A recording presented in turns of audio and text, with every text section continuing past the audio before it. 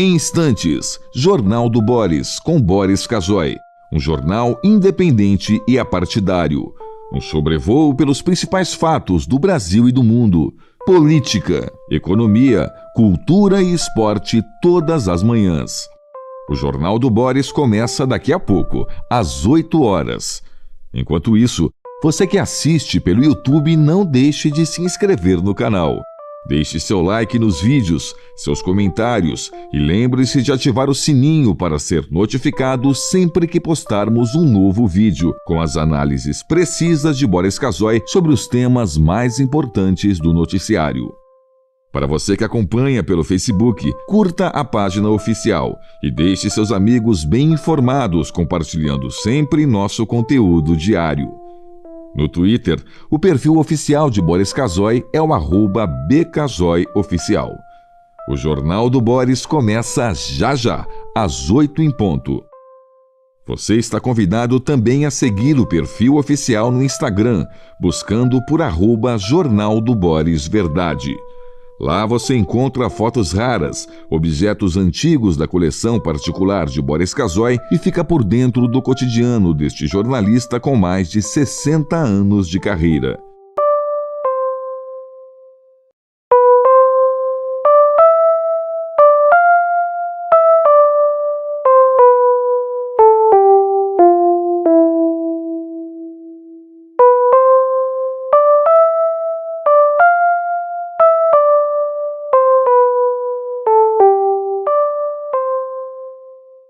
Em instantes, Jornal do Boris, com Boris Casoy.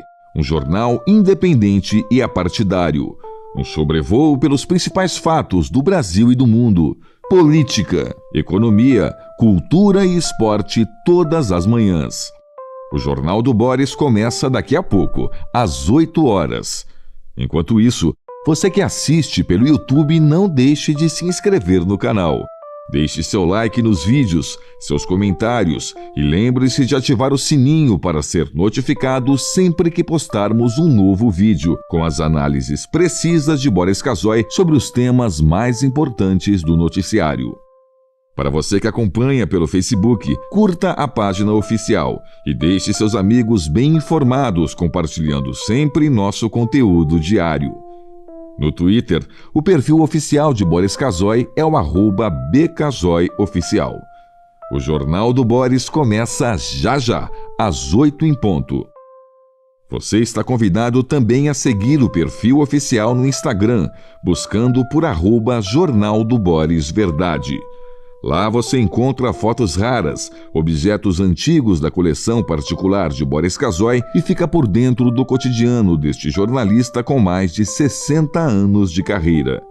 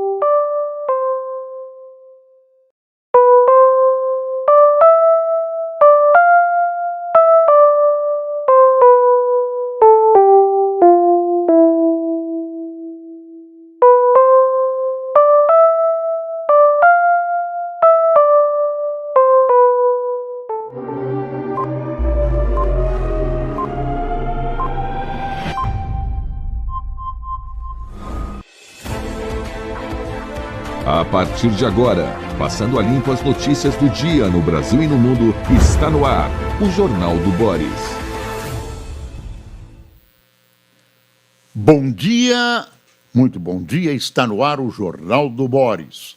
O Jornal do Boris é um sobrevoo pelos principais acontecimentos do Brasil e do mundo a partir das primeiras páginas dos jornais.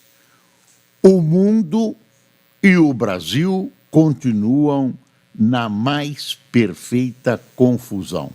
O Brasil, então, que a gente sente evidentemente melhor, está quase que incompreensível. Quer dizer, é chato você acordar com o Boris dizendo que está tudo na mais perfeita confusão. E está mesmo, porque a situação está complicada. Nunca passou pela minha cabeça, e provavelmente não passou pela sua, que o Brasil e os Estados Unidos tivessem um problema desses um com o outro. Uma coisa inimaginável, digamos, há 10 anos atrás. Mesmo dentro do governo Lula, que não prima pela amizade com os Estados Unidos, nem nunca primou, Dilma, etc., etc. Havia uma relação de respeito. Agora há uma relação que vai além da relação política hostil, vai a uma situação de ódio entre Brasil e Estados Unidos. Realmente um negócio inimaginável, e o nó vai se apertando cada vez mais. Vão sendo criadas situações difíceis de serem desmanchadas, muito difíceis de serem desmanchadas. Enquanto isso, os grandes do mundo se reúnem, alguns dos grandes, Europa, Estados Unidos, para tentar resolver o problema da guerra na Ucrânia. Essa guerra na Ucrânia não é limitada, parece limitada ao território da Ucrânia e da Rússia. Não é. O resto da Europa, quando vê o que está acontecendo na Ucrânia, se sente a Ucrânia amanhã. Ninguém pode garantir, nem o próprio Putin, ele garante, mas ninguém acredita nele, que a Rússia, se for vencedora desse episódio, se conseguir territórios ucranianos, ninguém garante que a Rússia não decida avançar sobre outros países que outrora formaram um grande império, o Império Russo, que depois virou União Soviética, áreas que pertenciam à Rússia, áreas que eram áreas de influência da Rússia. E aí eu cito a Polônia, a Finlândia. A Finlândia tem uma fronteira de mais de 1.000 quilômetros com a Rússia, Suécia, Noruega, Letônia, Lituânia, enfim, esse sonho da Rússia, que já é o maior país do mundo, de restaurar aquele império em que Moscou domina. Essa história de que a União Soviética era uma união é conversa. Esses países todos que faziam a União Soviética, inclusive a Ucrânia, eram tributários da Rússia, eram escravos da Rússia, inclusive sob o aspecto cultural. Eu estive na Ucrânia e um dos ódios que eu vi no último ano do comunismo na Rússia, um dos ódios que eu vi dos ucranianos contra os russos era a imposição de cultura russa, o ensino obrigatório de russo nas escolas, o abandono lento, porém extremamente pesado da língua e da cultura ucraniana. Tem uma literatura, tem uma língua e tal. E a Rússia usa a Ucrânia para dizer que ela é o berço de todas as Rússias, que as coisas começaram ali. Ela usa a história, né, a favor de um império russo gigantesco. Por sinal, a Rússia é o maior país da Europa. Vocês sabem que é o segundo maior país da Europa? Qual? Ucrânia. A Ucrânia é o segundo país maior da Europa. E tem terras férteis, tem minerais preciosos, enfim, é um belo armazém, um belo fornecedor de matérias-primas para qualquer potência. Isso é uma divagação. Isso é uma divagação porque a gente exatamente não sabe o que está acontecendo, se é alguém que sabe. E a pergunta é a seguinte: Trump é confiável? Não sei. Putin é confiável? Eu sei. Não é confiável. Não é confiável. O pessoal lembra que o chamado Ocidente, a Inglaterra, a Grã-Bretanha, conseguiu da Alemanha uma promessa, um acordo de que, se ela recebesse os Sudetos, uma região da Tchecoslováquia, ela ficaria em paz, não avançaria sobre o restante da Europa. O papel rasga-se. Hitler rasgou aquilo brincando, né? Recebeu os Sudetos de presente e montou a guerra que ele queria montar, uma guerra de expansão territorial também. Enfim, a história mostra o perigo de você fazer determinadas concessões, né, imaginando que o seu oponente, que quem está do outro lado, vá cumpri-las. Vamos para os jornais. O Globo. Trump acena apoio à segurança da Ucrânia e quer reunião trilateral. A gente não sabe exatamente o que eles conversaram sozinhos. Deve ter alguma coisa encaminhada, na diplomacia é assim. Se é que nessa história a diplomacia deve estar vendo, porque a diplomacia se mexe. A Europa, através de representantes importantes, esteve na reunião. Dizem que era para proteger o Zelensky de qualquer ataque mal educado do Trump, né, de qualquer cilada, como a visita anterior de Zelensky ao Salão Oval, que muitos chamam de Salão Oral. E o fato é, Salão Oral é desde o tempo de um outro presidente da República. Eu não vou entrar nessa história. Mas aí a gente tem que esclarecer quase tudo. Mas aí a reunião de ontem, o Zelensky foi de terno, porque ele foi cobrado por ter ido com um uniforme militar na primeira visita. Ele mesmo brincou que foi de terno, um terno preto e tal, mas não se sabe o que eles decidiram. O que a gente viu é que o Trump diz que garante a incolumidade da Ucrânia. Eu garanto, vamos defender a Ucrânia. Mas o que perpassa é o seguinte: a perspectiva de ceder terras, de ceder território ucraniano para conseguir a paz com a Rússia. Pelo jeito, as coisas estão se encaminhando por aí, inclusive com, eu vou chamar de desespero do Trump para obter a paz, né, que ele prometeu em campanha que seria conseguida no primeiro dia de governo dele. Claro que não depende dele, né? Israel e Hamas, o terrorismo do Hamas, Israel e palestinos, como você quiser interpretar, tem muito mais possibilidade de o Trump resolver que essa questão da Ucrânia. A Ucrânia, então, nessa pequena análise que eu fiz, representa também hoje um ponto de interrogação para o restante da Europa.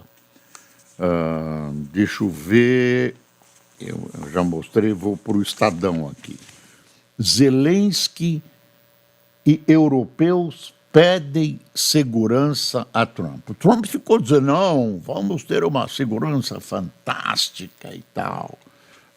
O encontro foi muito educado, viu? Muito educado. Americano promete proteção contra a nova invasão russa e projeta cúpula. Cúpula é uma reunião entre ele, Putin e Zelensky, e uma reunião cara a cara entre Zelensky e Putin. É um absurdo que uma decisão sobre uma guerra entre dois países, uma invasão russa contra a Ucrânia, não conte com a presença de um dos litigantes.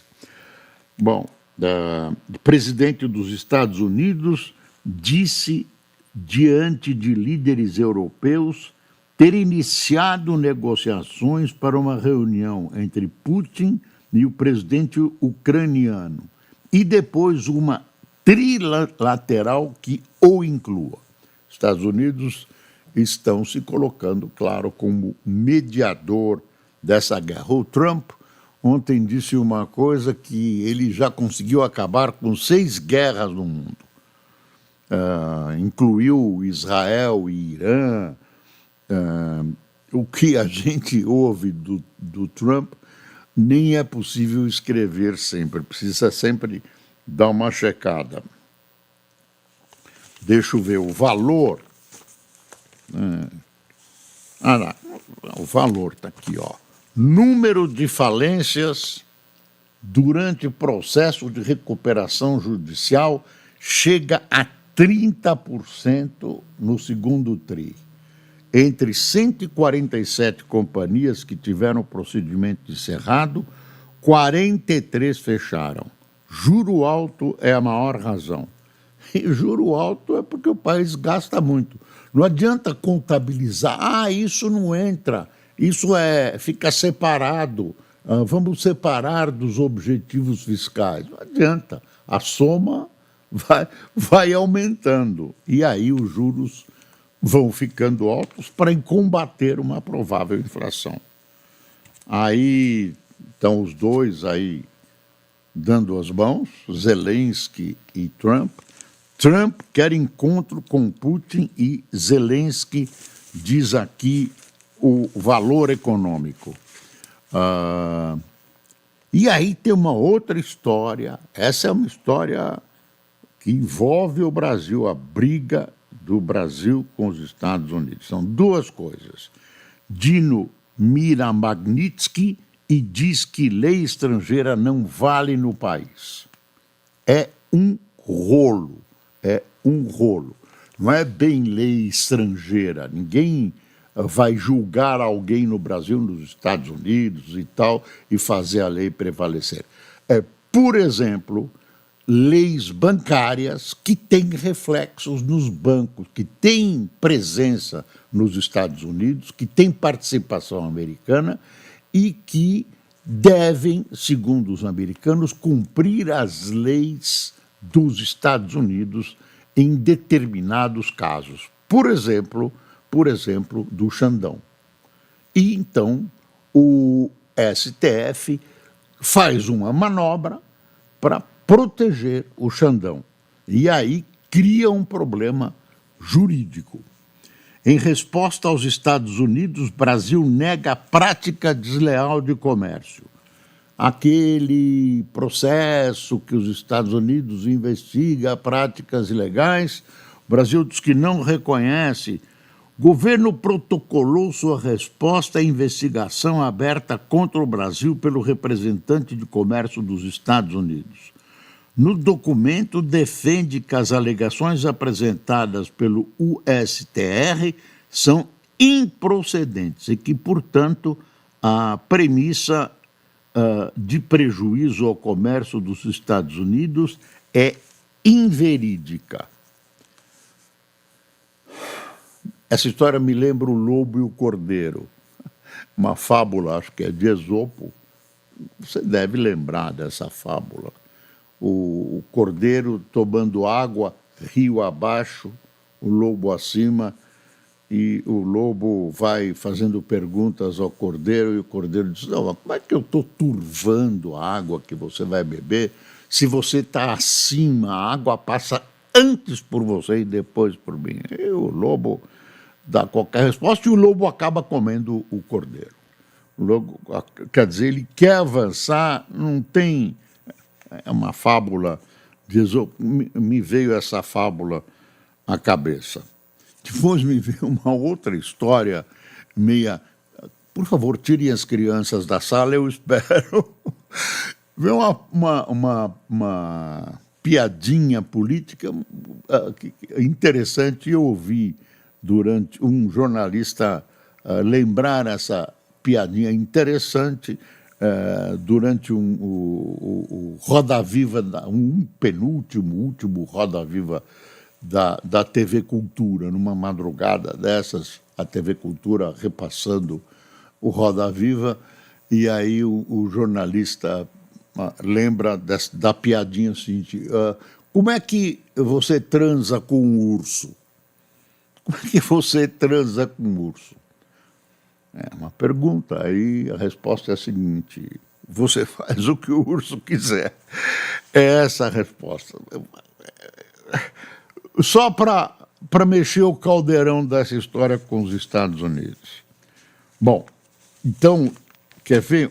O Estadão fez um resumo aqui sobre como os bancos brasileiros veem essa história aqui da lei Magnitsky. Flávio Dino transforma a sanção da lei Magnitsky a Moraes em crise insolúvel. É a coluna do Estadão. Está aqui, ó. Eu vou ler porque é interessante, está bem redigido.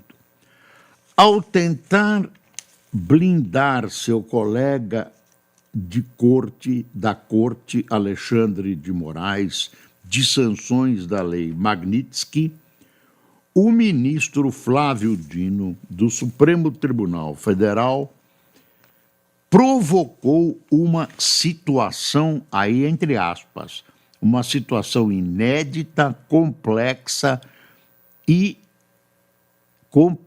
sensível e insolúvel.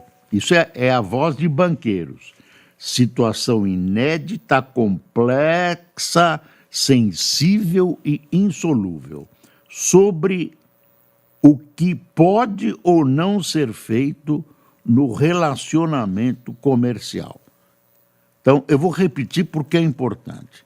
Provocou uma situação inédita, complexa, sensível e insolúvel. Além disso, levou os bancos brasileiros a estaca zero sobre o que pode ou não ser feito no relacionamento comercial com o magistrado que foi punido pelo governo dos Estados Unidos. O cenário acima foi traçado à coluna por representantes de grandes instituições do Brasil. Eles destacaram que os bancos acionaram novamente seus departamentos jurídicos porque eles não sabem o que fazer. O setor tem características peculiares porque a relação dos bancos são globais, interligadas com o mundo comerciais e contratuais. Está vendo? Um dos interlocutores observou que o Banco do Brasil, que tem parte da folha de pagamento do STF, é um banco público de capital aberto com operações nos Estados Unidos. Indagou o que o BB faz se for acionado pelo Tesouro dos Estados Unidos com prazo para encerrar uma conta. Dirá que está sujeito ao STF? É isso. Estamos, repito, vivendo uma verdadeira confusão. Você vai criando nós. Editorial do Estadão: a conta da prestidigitação fiscal. Gastos não contabilizados, isso que eu vivo falando, gastos não contabilizados na meta fiscal ao longo do governo Lula se aproximam de 300 bilhões, evidenciam fraqueza do arcabouço e explicam por que o país pratica juros tão elevados. Então, você tem Uma conta que é a verdadeira, que soma tudo que o governo está gastando, mas para, né, dar um tchan, olha que bonito, para dar um tchan no arcabouço fiscal, separa. Não, isso não é do arcabouço, o arcabouço está normal. Não passamos e vai separando. Porra, 300 bilhões. Está aqui o Estadão, com toda a razão. E aí tem outra coisa do governo Lula. O cacoete autoritário do lulopetismo. Governo Lula aproveita comoção com pedofilia online para rascunhar um projeto que suspende redes sociais sem necessidade de ordem judicial, apenas pela vontade de órgão do executivo.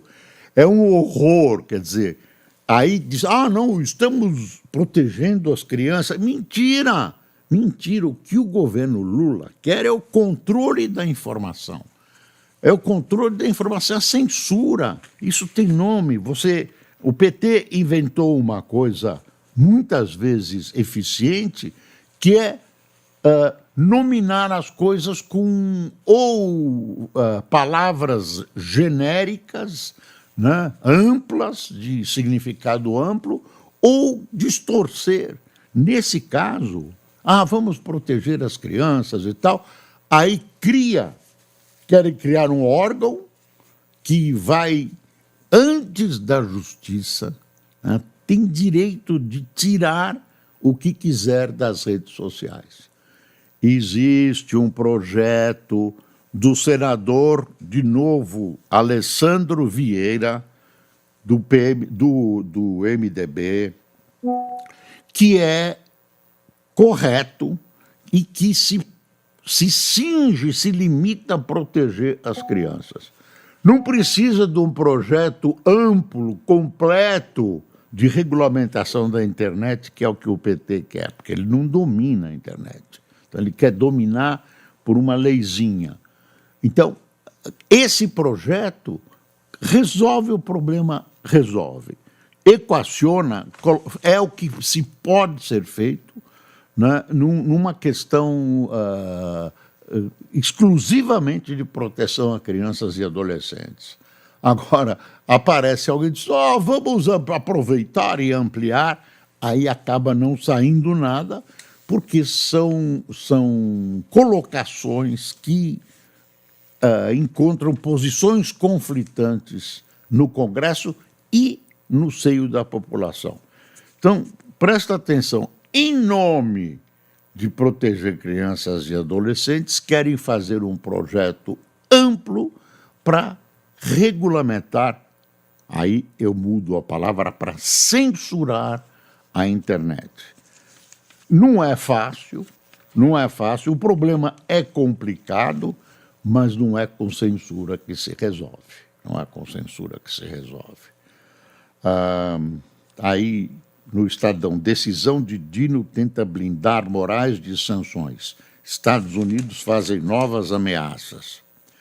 Aí tem uma entrevista do Dino ao Washington Post. Do Moraes. Ao Washington Post, Moraes descarta recuar 1 milímetro. Ministro do STF diz a jornal americano que o Supremo está preservando a democracia brasileira. Faremos o que é certo. Isso foi um recadão para os Estados Unidos na hora certa. É difícil, é complicado. Caiado rechaça, entre aspas, cancelamento de nomes na direita. Chefe do Executivo Estadual de Goiás diz não existir impedimento para pré-candidaturas de governadores ao Planalto no ano que vem. O Zema lançou a candidatura dele, estão pensando em outras candidaturas, por que não? E eu acho que o Caiado tem razão. Já estão querendo censurar. Quer ver? Tem um momento que ele fala de um primeiro e segundo turno. Caiado disse ainda que não existe candidato universal para a direita e que o primeiro turno deve ser respeitado. Para ele, na primeira etapa da eleição, devem ser filtrados os candidatos da direita para que o campo se unifique em torno de um nome no segundo turno. O jogo político é por aí.